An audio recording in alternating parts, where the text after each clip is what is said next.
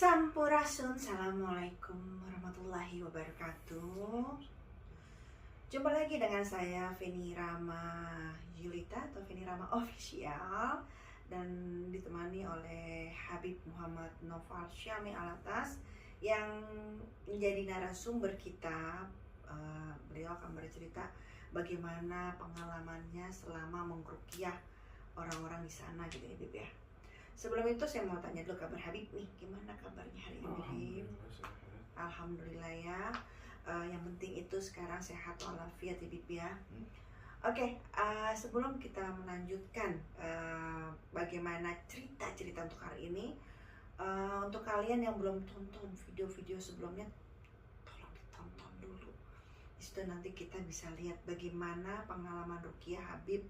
Serem-serem sih kalau menurut saya, nggak nyangka aja di dunia yang menurut saya udah sangat modern masih ada hal-hal yang seperti itu yang dijalanin nih. Tapi namanya kehidupan, suka nggak suka mau nggak mau kita berdampingan.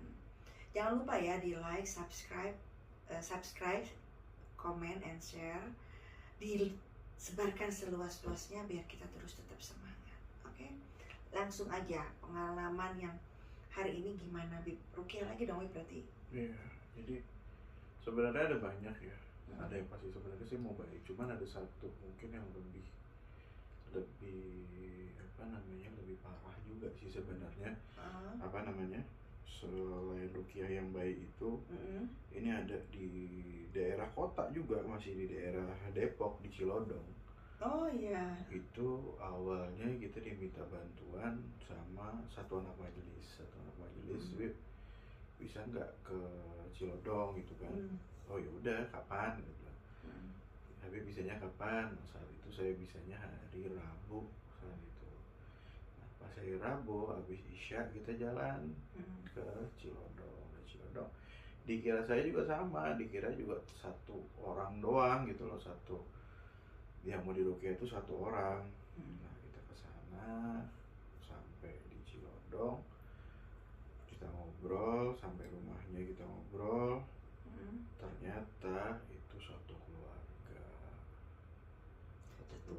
berarti ibu bapak anak gitu ya. Anaknya itu ada 3. Kakaknya laki semua nih. Kakak tiga-tiganya. Nah, awalnya yang minta bantuan tuh anak kedua. Sebenarnya yang ngomongin tuh yang minta bantuan anak kedua. Ya udah coba deh ya kan. Nah, jam 8 habis Isya itu sekitar 7:30, kita nyampe sana itu jam 8, setengah 9 lah, setengah 9 malam kita sampai sana, ngobrol sampai jam 9 kita mulai tuh. Nah, yang pertama kita ruqyah yang minta bantuan dulu, satu orang ini nih, anak kedua nih. Nah, kita ruqyah habis kita ruqyah, ternyata nyamber ke adiknya dulu. Nyamber maksudnya, Bib? Tiba-tiba adiknya kesurupan. Oh, oke. Itu interaksi, kesurupan jadi macan nih. Jadi yang satu lagi zikir, tiba-tiba yang kesurupan adik yang paling bontot, laki juga, macan. Wah, kena dia. Kena. Nah, itu ngancur-ngancurin barang, kayak ada piring dibanting apa semua, pokoknya tinggal aku heboh lah, tinggal aku jadi hewan gitu kan, macan gitu. Udah, kita saat itu 4 orang, saya sama 3 anak majelis lah. Nah, saya lagi megang yang satu, nah yang satu megang yang kesurupan ini. Nah, habis yang kesurupan ini kepegang ke ibunya, tiba-tiba ibunya jadi pocong. Jadi ibunya tuh saya suruh pakai bukan kerudung ya, mukena satu set gitu kan, mukena. Tiba-tiba berdiri lompat-lompat, jadi pocong. Akhirnya satu megangin ibunya, habis ibunya suaminya kena, bapak-bapak nih. Oh, ini marah tiba-tiba. Kata, ngapain kalian kesini gitu kan. Cuman kita nggak ada yang dipalin. Kita lagi fokus satu-satu dulu karena anak majelis saat itu masih kecil-kecil juga, badannya masih kecil-kecil gitu kan. kita ini apa namanya, selesai kakaknya satu, udah selesai semua lah, ibarat pegang semua, kita minta dulu istirahat dulu deh sebentar. Nah saya minta satu ruangan kosong, saya minta ada nggak satu ruangan kosong buat saya sendiri gitu.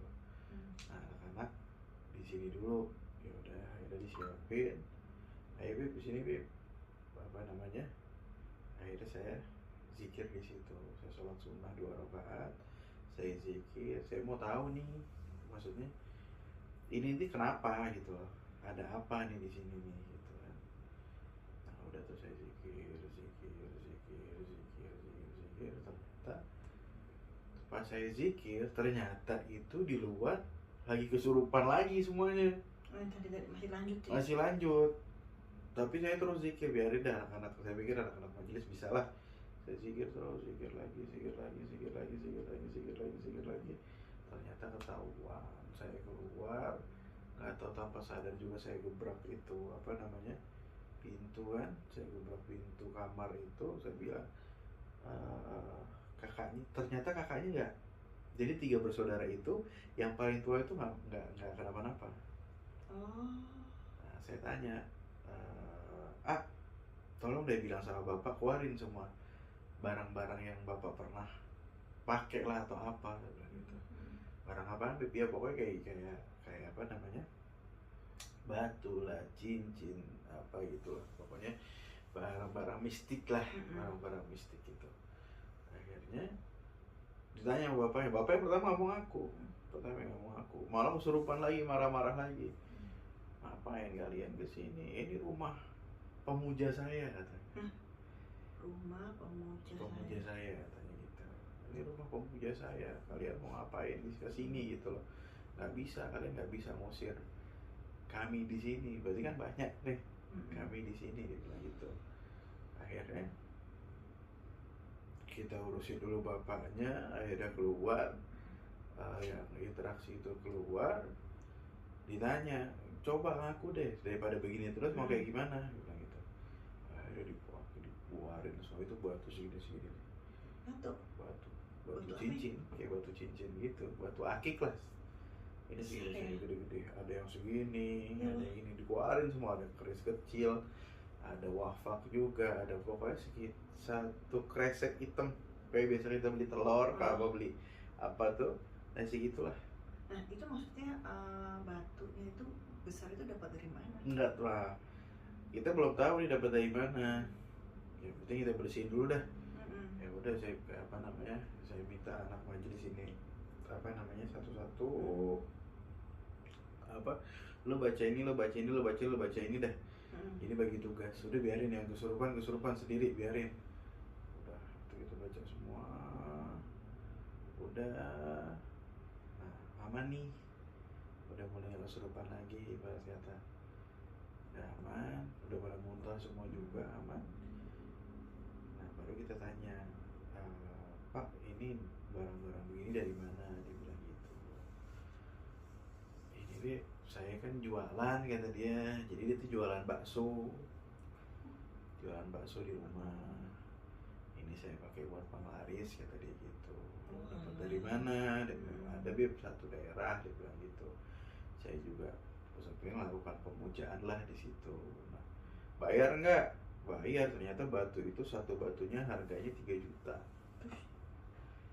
Itu sekitar ada 10 batu yang gede itu. Ada wafak itu 4 biji lah, tulisan wafak itu 4 biji. Terus ada apa namanya, keris yang segini itu ada 10. Itu harganya beda-beda katanya. Pas itu informasi pokoknya yang batu gede itu 10 itu 3 juta. Dihitung kali 10 berarti 30 juta. Keris itu sekitar 1,5 juta. Terus sama yang wafak itu 1 juta atau 900 apa 800 sampai 500 ribu nggak salah. Pokoknya abis itu dia itu sekitar 100 berapa juta gitu. Cuman buat begitu doang. Ya Allah, cuma begitu doang. Oh ya udah, bilang Pak ini mau disimpan, mau dibuang. Gitu. Kalau saya ya dibuang. Kata bapak, awalnya bapak nggak mau, gimana Pip ya, saya udah ngeluarin ratusan juta, dia bilang, kalau dibuang begini aja ya terserah, di sini saya nggak mau maksa, ya itu terserah anda semua gitu loh, terserah bapak mau disimpan atau emang mau dibuang biar hilang semua jadi normal lagi gitu kan. Normal lagi dia bilang gitu. Akhirnya dia mikir, ibunya jadi lagi pocong lagi. Tiba-tiba kaget, lagi ngobrol lagi ngopi, itu tiba-tiba berdiri lompat-lompat, dan lompat-lompat itu muter-muterin rumah. Luar dia? Di rumah, di ruang tamu gitu kan gede. Oh. Itu muter-muter terus, lompat sini, lompat situ. Aduh, bilang capek juga kan. Itu udah sekitar jam 1 malam. Akhirnya yaudah kita pegang dulu dah. Ibunya dipegang sama bapaknya. Akhirnya udah kita proses ruqyah, muntahlah belatung. Jadi bukan darah, tapi belatung, kayak belatung segini lah, kecil-kecil. Muntah tuh ibunya yang dia itu muntah, ibunya muntah belatung. Hampir satu plastik kresek hitam lah. Itu muntah, ibunya jatuh. Akhirnya bawa ke kamar istirahat di situ kan ibunya. Nah pas ibunya sadar, saya bilang ambil wudhu dulu. Akhirnya ambil wudhu, udah di kamar aja, jangan keluar, takut kena splitteran lagi gitu kan. Masuk di kamar, dia istirahat. Nah baru tutup pintu, itu ibunya kita tutup pintu. Nah yang kedua kesurupan lagi. Itu yang anak yang kedua. Ya. Jadi yang agak kesurupan itu yang pertama doang. Oh, selebihnya semua kena semua. Okay. Nah, yang kedua kesurupan kayak jawara gitu kan, kayak jawara Betawi lah dia. Bawaannya bertarung ya. Bertarung. Wah ribet dah pokoknya. Nah, saya begitu. Ada lucunya juga sih, jadi ada Dila di situ kan, Dil. Nah ini benar apa enggak nih? Benar kayaknya Beb, dia bilang gitu kan. Benar kayaknya nih kesurupan. Yaudah Dil, ambil air kocongan. Air kocongan tuh apa ya? Air bekas cucian. Oh. Air comberan lah ibarat kata. Ambil 1 gelas. Habib suaranya agak gede dikit ya. Iya kan? Ambil 1 gelas gitu. Ya udah, diambil 1 gelas. Coba kasih dia diminum enggak? Diminum. Dia bilang, wah ini enak ini minumannya, kata dia. Wah ini beneran dia berarti. Minta lagi, ambil lagi dia. Dia ambilnya di comberan depan. Jadi ada comberan kecil gitu kan. Kotor lah ibaratnya, tadi minum lagi. Wah ini lebih enak. Habis itu dibanting gelasnya, dibuang ke arah saya saat itu. Untung gak kena. Bilang wah kacau nih dia. Udah pegangin deh. Dipegangin. Napas sudah dipegangin. Kita proses lah, kita ruqyah. Muntah lah itu dia. Napas muntah. Saya bilang kira keluar darah nih mungkin. Ternyata bukan darah, belatung lagi yang keluar. Belatungnya banyak tadi? Banyak belatung. Itu keluar. Iba kalau dia pakai baskoman kecil lah. Itu keluar semua. Udah tuh belatungnya keluar sama ada kayak gumpalan, cuman bukan darah kayaknya, hitam, gumpalan hitam, nggak tahu apa darah beku atau apa itu kita nggak tahu kan, cuma kayak gumpalan itu segini lah, segini. Lumayan lah besar. Itu ada 4 biji. Bakso Nggak tahu deh. Kalian makan bakso. Muntah. Udah, masukin kamar dulu dah. Sama ibunya kan. Masukin kamar sama ibunya. Wudhu, masukin kamar, tutup. Adiknya sekarang. Adiknya lompat-lompat. Adiknya kena lagi, kesurupan lagi. Jadi kayak kayak macan gitu kan. Cuma lompat ke motor, lompat ke meja tamu, lompat ke kursi, lompat deh. Waduh. Nah, cuman saya tanya, ini bener gak? Nah, saya ambil Saya tanya sama bapak, ya Pak, punya daging mentah? Punya, Beb. Coba ambil dikit. Ambillah segini. Coba saya lempar, dimakan itu lagi. Dimakan. Wah, kacau. Berarti udah hampir mau kena jiwanya nih kalau begini. Oh, berarti udah berapa persen? Berapa persen kira-kira tuh Bib? Udah itu udah sekitar 60-70% lah. 60-70% udah kayak hewannya gitu kan. Orang dimakan masih ada darahnya kok. Makan gitu. Langsung kita ambil, buang itu dagingnya, kita proses lagi. Cuman kalau yang ini dipegang tuh sampai 3 orang. Anak berapa tuh Bib? Itu terakhir. Yang terakhir bungsu ya? Bungsu, padahal masih kecil. Ibarat kata masih SMA kelas 2 lah. Ya Allah. Kalau yang kakaknya ini yang kedua tadi itu kan udah kuliah. Nah kalau yang satu udah umur 30-an lah, yang paling pertama. Udah tuh kita pegang, kita proses. Dia nggak mau. Ngapain kalian keluarin saya, nggak bakal bisa gitu. Udahlah kita ya. Kita proses agak lama kalau yang ini. Kita proses sampai muntah. Nah muntahnya baru darah kalau ini. Muntah darah. Nah, tapi darahnya kental-kental. Darahnya tuh darah kayak gimana ya, kayak darah beku. Tapi beda yang tadi kan hitam. Kalau ini darah, cuma darahnya kayak darah beku gitu. Itu keluar banyak. Wudu dulu deh, wudu. Nah, baru tutup pintu, masuk kamar lagi, tutup kamar lagi. Bapaknya jadi cuma megang pisau. Oh, serem banget. Pisau gede gitu kan. Wah, kacau nih. Udah begini nih, kacau deh. Akhirnya sama anak yang pertama ditangkap tangannya. Kita anak-anak langsung buru-buru ambil pisaunya. Gua ngebrontak tuh. Kita anak majelis 4. Sama anak yang pertama itu 5. Itu megangin mentah lagi, dipegangin lagi mentah lagi. Kalau saya pas itu kan akhirnya zikir aja. Itu mentah, udah diemin dulu. Jatuhin ke lantai gitu kan. Dijatuhin ke lantai, kita proses. Nah sempat tuh saya muntah. Saya sempat kena di situ. Lagi zikir. Warnanya jelek banget ya. Baru mau megang begitu, saya muntah tuh tiba-tiba. Muntah, keluar paku 3. Kayak keluar paku 3 sama darah. Waduh, nyesek juga kan pas itu. Nyesek, keluar paku 3 itu. Ya udah bismillah deh, ya Allah, kalau misalkan saya mati sekarang ya udah saya ikhlas gitu kan. Kalau emang untuk dikasih rahmatmu ya Allah, ya bantulah saya dengan kekuasaanmu saat itu. Saya pegang sininya ini saat itu. Pegang, saya bacain wirid sakron, bismillah, saya tepuk sininya, pundaknya, saya tepuk keras itu kan, tak, keluarlah itu muntah. Tapi keluar muntahnya keluar batu akik juga, itu segede gini lah nih, kotak tapi keluar 3 biji, warnanya hitam, merah, sama kuning. Merah, kuning. Keluar. Merah kayak apa, Bib? Merah darah. Oke. Keluar tuh. Udah.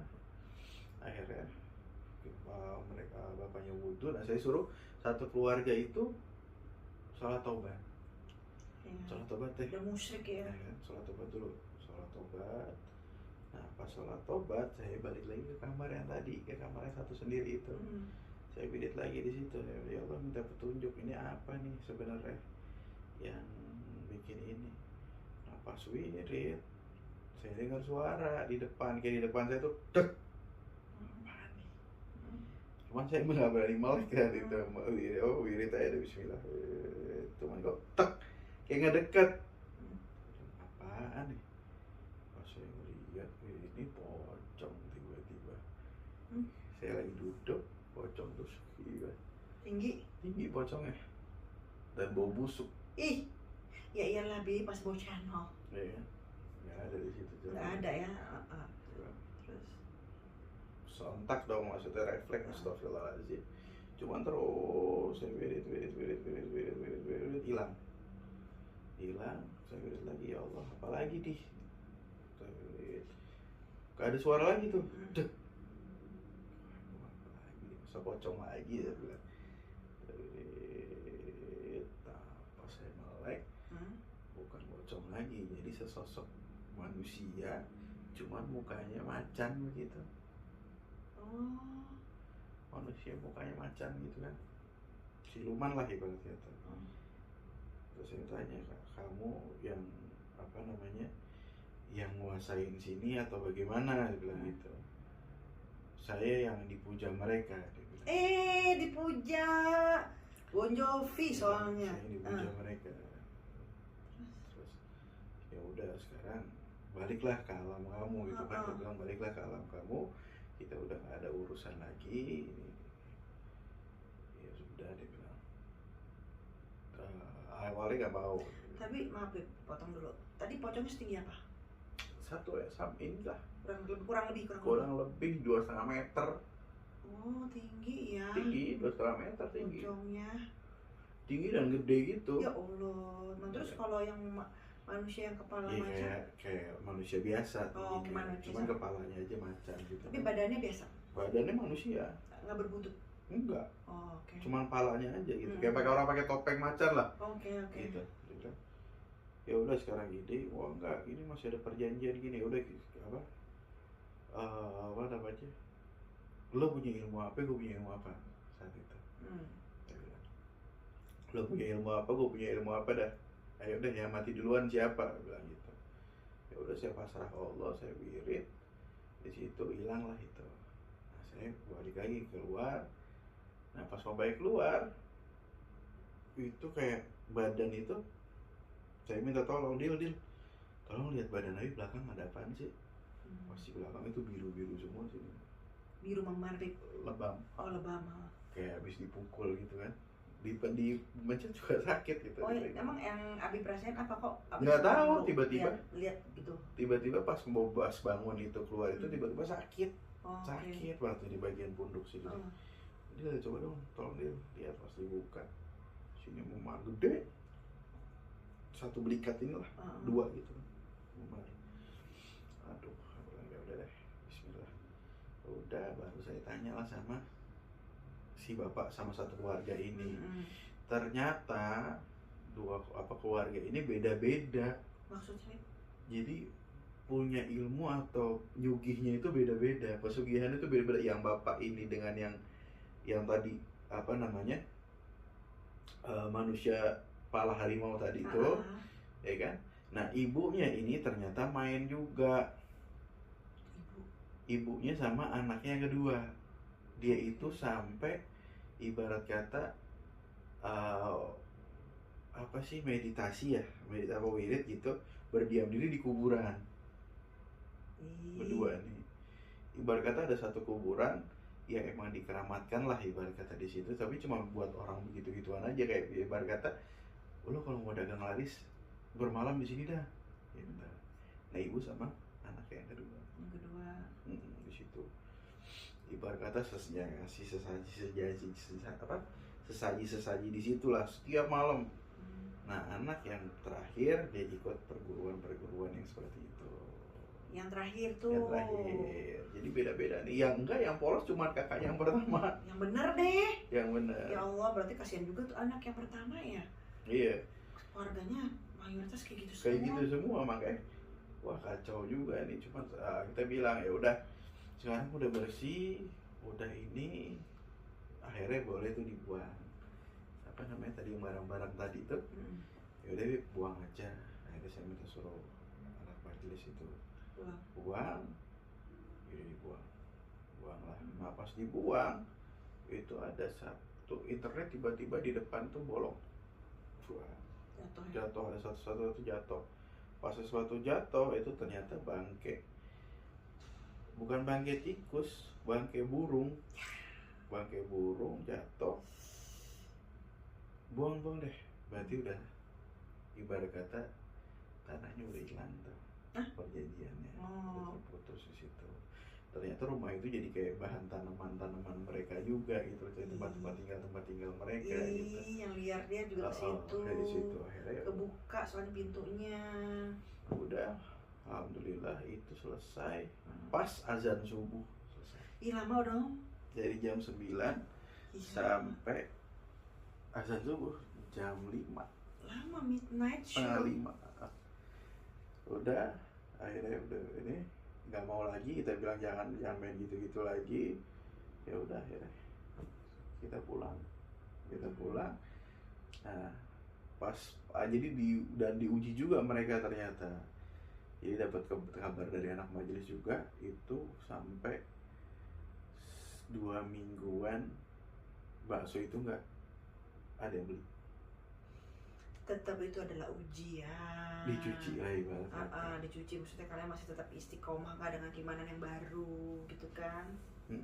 Dicuci, ya udah alhamdulillah selesai itu sampai begitu. Dan di sini langsung dikasih beras kencur lah ibarat kata, diborain beras kencur, hilang alhamdulillah. Nah pertanyaan saya, itu si bakso itu jualan di rumah, Bib? Di rumah. Oh, dia bukan keliling ya? Bukan, jadi rumah itu di depannya kayak ada kios gitulah untuk jualan baksonya dia di situ. Tapi pertama datang nyobain baksonya nggak? Nggak mau. Kenapa? Nggak tahu apa ya, udah ini aja. Ditawarin sih, cuman saya nggak mau. Dan anak majelis ngikut kita, nggak mau. Nggak mau semua. Oh, perasaannya gimana, Bib? Kok namanya kan bakso gitu malam-malam ya? Ya udah. Kan seger gitu kan? Udah panas aja hawanya. Oh. Jadi udah males aja, udah kayak nggak nafsu. Ngeliat bakso tuh udah nggak nafsu aja. Udah males deh. Ada sesuatu nih pada kita begitu, udah panas aja hawanya. Gitu. Nah, emang pas Bib datang itu dia masih aktivitas jualan? Udah mau tutup. Oke. Udah mau tutup. Emang laris katanya, Bib? Laris banget. Untuk di daerah situ ya? Di daerah situ laris banget. Bahkan bakso yang di depan gangnya aja tuh kalah lah larisannya. Oh alah. Ya tapi karena ada permainan kayak gitu ya. Nah kok kan istilahnya gini loh, yang membuat saya bingung tuh kan dia ngerasa oh dagangannya laku nih, laris nih, kok sampai dia akhirnya sadar diri untuk mau berhenti tuh, emang ada yang dirasa? Itu enggak, jadi awalnya nggak mau berhenti. Jadi karena satu anak ini yang nomor 2 ini minta bantuan buat bersihin dirinya dia. Udah mau tobat lah ibarat kata. Udah nggak mau ikut ibunya kayak begitu lagi. Ternyata kena semua satu keluarga. Ya otomatis lah terbawa ke otomatis. Iya. Gitu. Karena kan ada energi positif datang nih, yang negatif jadi kayak ini siapa sih gitu. Goyang akhirnya. Jadi yang mau niatnya insyaf tuh justru yang anaknya, malah orang tuanya masih mau. Makanya kan pas kita mau buang benda itu kan sempat sedikit nggak mau. Gitu.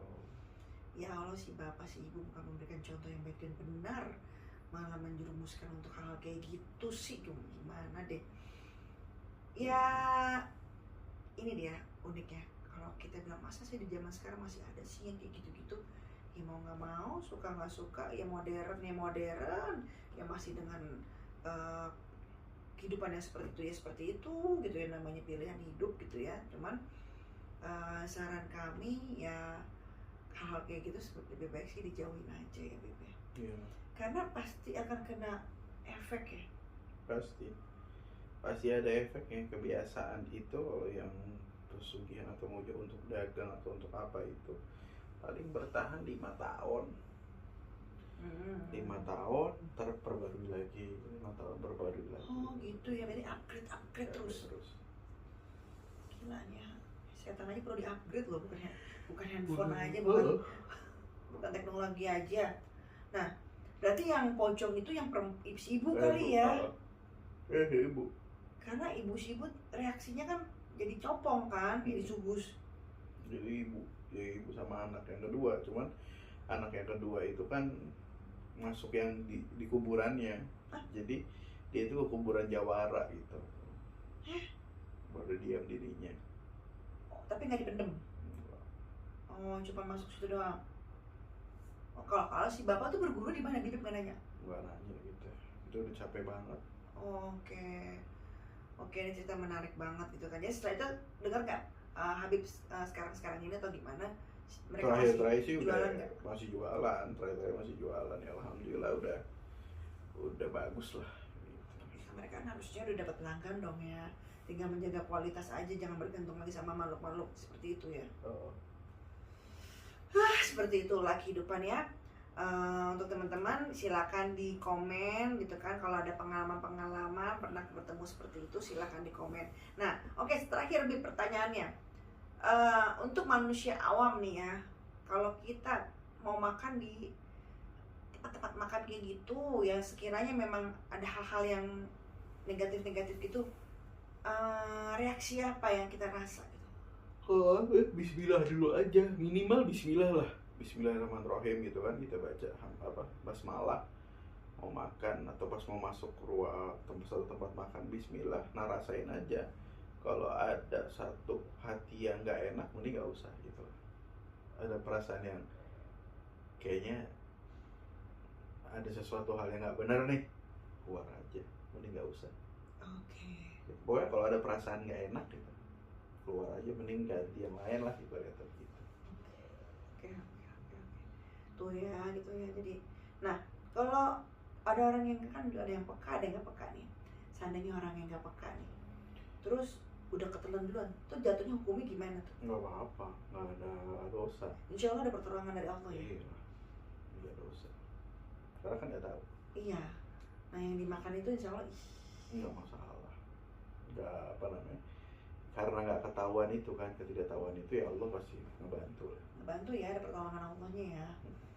Karena saya pernah makan gitu kan ya, sama juga perasaan nggak enak, cuman ya namanya disediain, kita nggak enak dong kita makan gitu kan. Cuman sekali nih pulang dari makan di situ sakit 3 hari itu sakit. Mungkin karena kondisi lagi nggak enak, 3 hari saya nggak bisa bangun.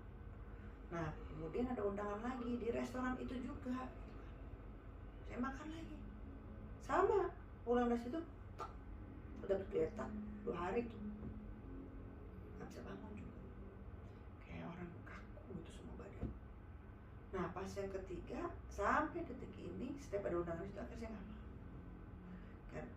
Orang yang lain nggak apa-apa gitu loh, saya lihat mereka nggak apa-apa, tapi kalau saya langsung reaksi nggak bisa. Dia ada orang-orang yang khusus kan, emang ada penolakan lah ibaratnya di situ. Emang enak sih, rame emang enak banget, cuman badan nggak bisa kompromi dengan hal kayak gitu. Iyalah pasti ada penolakan khusus kan. Iya, filterisasi ya di tubuh kita ya. Oke, itu teman-teman ya. Oke teman-teman, untuk cerita hari ini ambil baiknya, buang jeleknya, jadikan ini hal yang referensi buat kalian, hal yang baik untuk kalian gitu kok. Dan jangan lupa di like, subscribe, share and comment, share sebanyak-banyaknya biar kita terus tetap semangat. Tonton sampai habis, jangan di skip. Oke, sampai ketemu lagi dengan saya Feni Rama Official dan Habib Muhammad Noval Syamil. Sampurasun.